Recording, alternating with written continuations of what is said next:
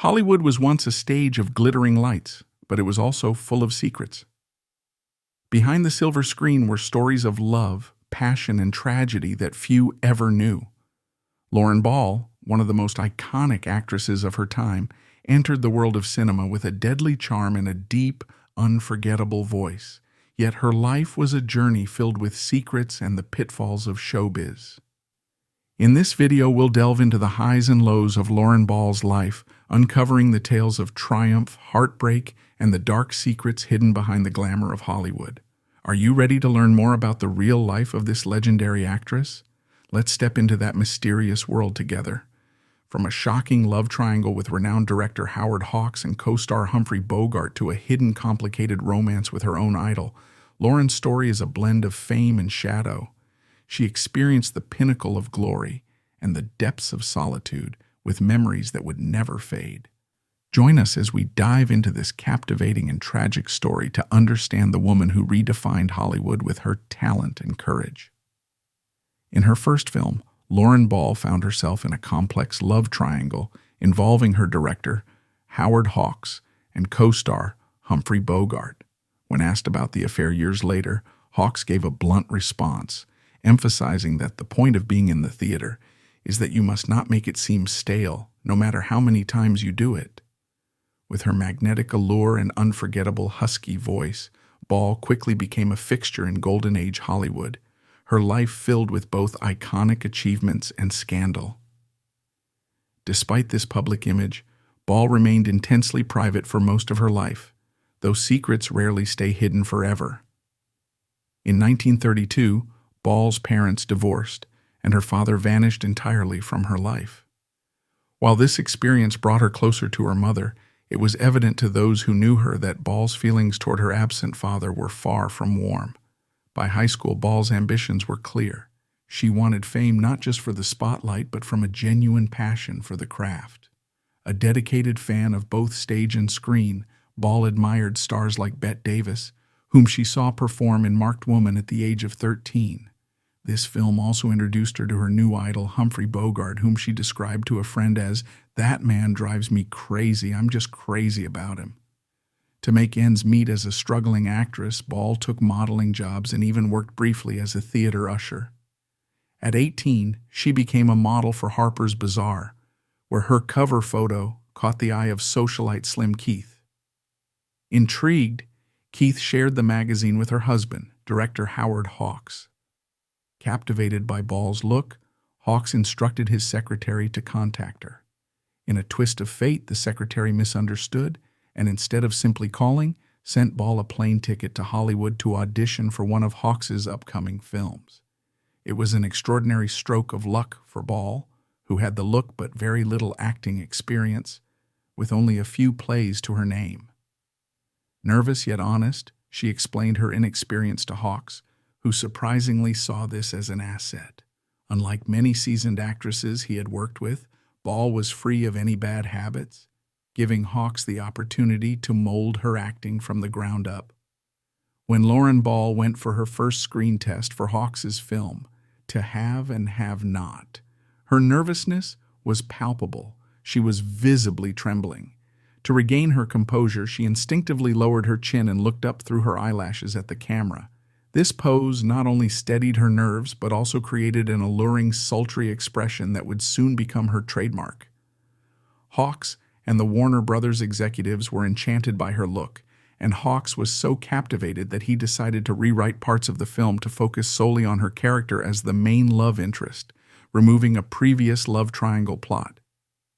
And who did he cast as her romantic counterpart? None other than Ball's childhood crush, Humphrey Bogart.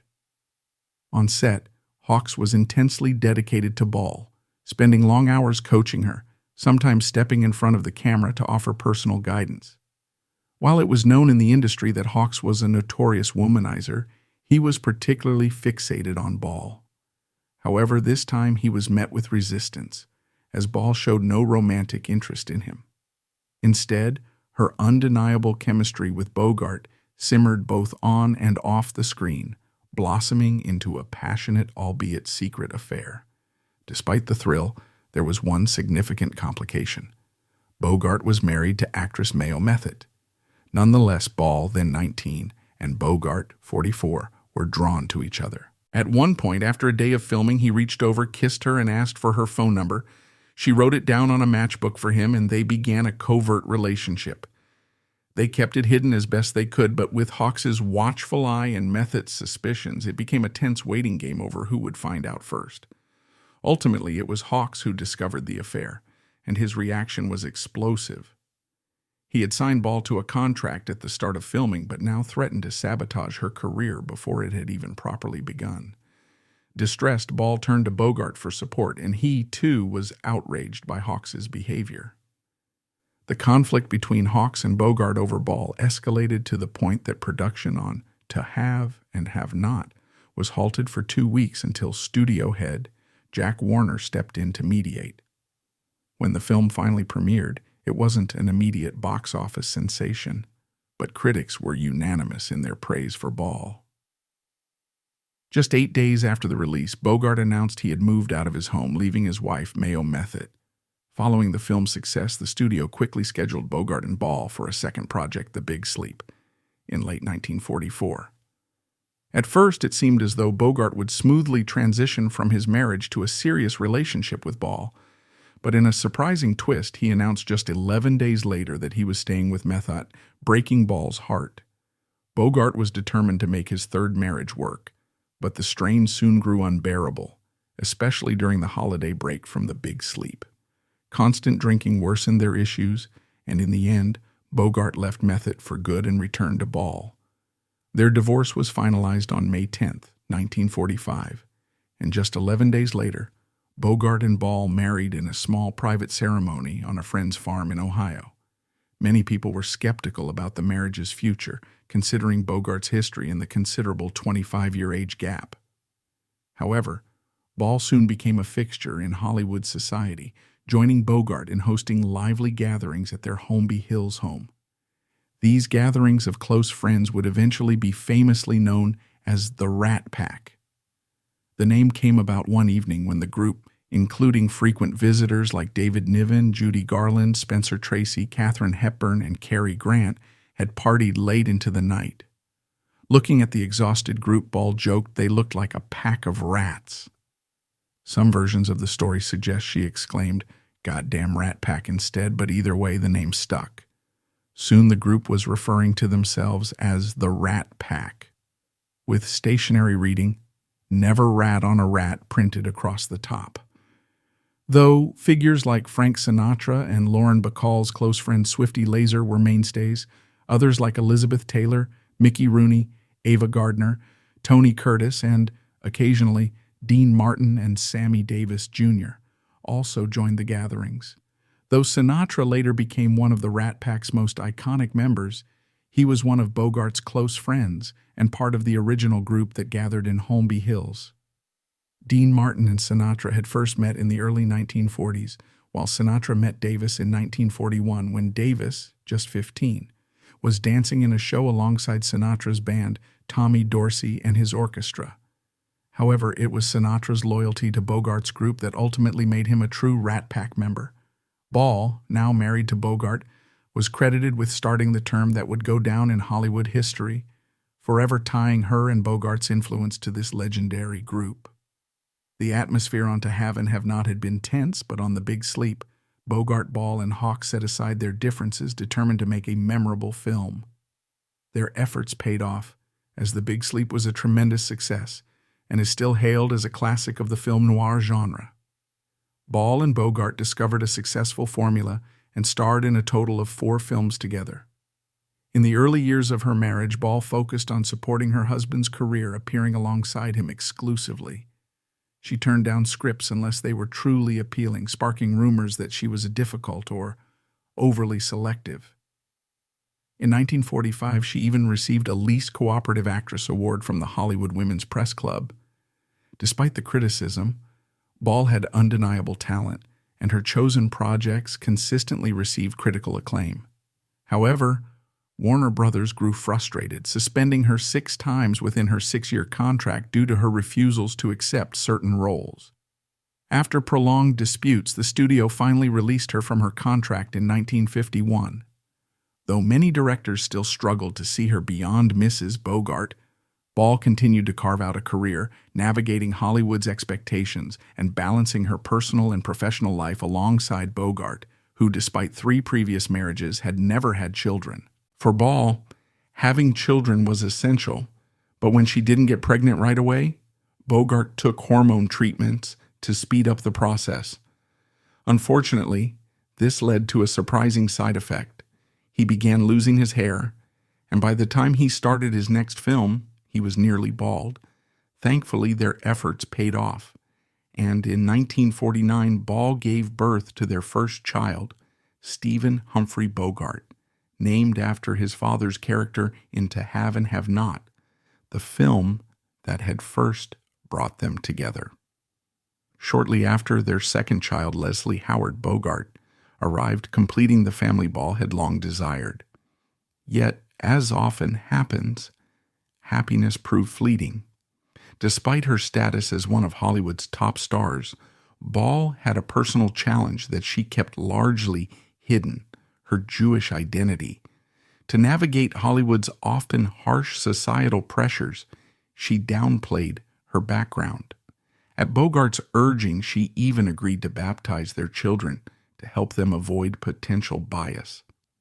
Meanwhile, any lingering doubts about her post-studio career were swiftly dismissed when she starred in How to Marry a Millionaire alongside Marilyn Monroe and Betty Grable. The film was a major success. In the early 1950s, Grauman's Chinese Theater even invited her to immortalize her hands and feet in their iconic cement courtyard, but to everyone's surprise, Ball declined, modestly saying she didn't yet see herself as a star of that stature. With Ball now starring in films at Fox, Bogart left Warner Brothers and started his own production company in 1955. However, as he prepared for his next project, he began to experience severe throat pain and difficulty swallowing. Ball urged him to see a doctor, and the news was devastating. He had esophageal cancer. With the mounting stress at home, acting provided Ball with some relief, and she poured herself into her role in designing women. As Bogart endured multiple surgeries, including the removal of his esophagus, lymph nodes, and a rib, his health declined further. Chemotherapy left him frail, and about a year after his diagnosis, he slipped into a coma and passed away the following day at just 57 years old, weighing only 80 pounds. Ball was heartbroken, left to raise 2 young children alone at just 32, and felt her entire world had stopped even as life around her continued. In her grief, she found herself drawn to Bogart's friend Frank Sinatra, who invited her out with their old social circle, giving her a much-needed distraction. Their friendship soon turned romantic, and Sinatra eventually proposed. But within days, he abruptly called it off after discovering that Ball had confided in a friend who, unbeknownst to her, leaked the news to gossip columnist Luella Parsons. Sinatra, furious over the publicized engagement, ended the relationship. After Bogart's passing, Ball decided to leave Hollywood and return to New York, purchasing an apartment in the famed Dakota Building. There, she met actor Jason Robards, who was starring on Broadway and awaiting his divorce from his second wife. Their relationship quickly led to an engagement, but marrying proved unexpectedly difficult. Their planned wedding in Vienna was thwarted by the Austrian government, and Las Vegas similarly denied them a license. In the end, they drove all the way to Mexico, finally marrying a month later than planned. The reason for their urgency? Ball was pregnant, and she welcomed their son, Sam Robards, just a few months after their rushed wedding. Thrilled to once again have a family around her, she embraced life in New York, focusing on her stage career and gradually planning her return to film. However, by 1968, it became impossible for Ball to ignore the issues at home. Robards' heavy drinking had spiraled out of control, forcing her to confront the reality of their troubled marriage. After 7 years of marriage, Ball made a bold choice. For the first time since she was 19, she decided to go it alone, divorcing Robards. The decision proved liberating. With her son Sam by her side, Ball was ready to thrive. Robards had, however, reignited her passion for the stage, where she rediscovered a sense of accomplishment and newfound confidence. In 1970, she won a Tony Award for her role in Applause, a character originally played by her idol Bette Davis. The performance led to a memorable encounter. Davis herself attended a performance of Applause, making her way backstage to personally congratulate Ball, reversing the roles of admiration from years earlier. Over the next few decades, Ball continued to work steadily, maintaining the same discerning approach to her roles as she had in the 1950s. Then, in 1996, after a career spanning 5 decades, she experienced an unexpected highlight, earning her first and only Academy Award nomination for her supporting role in The Mirror Has Two Faces. Winning the Golden Globe for her role, she became the favorite to take home the Oscar, but lost in an upset to Juliette Binoche. Reflecting her legacy, the Academy awarded Ball an honorary Oscar in 2010, just a month before her 90th birthday. She passed away later that year after suffering a stroke at her Manhattan home. Though Ball had always been a somewhat enigmatic figure, in her later years she began to reveal glimpses of her personal life. Her connection with Howard Hawks, the director who discovered her, had soured when he learned of her affair with Humphrey Bogart, a betrayal he never forgave. Years later, he remarked that Bogey had fallen in love with the character she played, and she'd had to keep playing it ever since. Ball, years after Bogart's death, confessed that she often felt lost without him, waking from nightmares of him during the hardest times. At his funeral, she left a tender tribute, a whistle engraved with the words, "If you need me, just whistle." It was a callback to the unforgettable moment in To Have and Have Not, when Ball's character had famously said, "You know how to whistle, don't you, Steve? You just put your lips together and blow."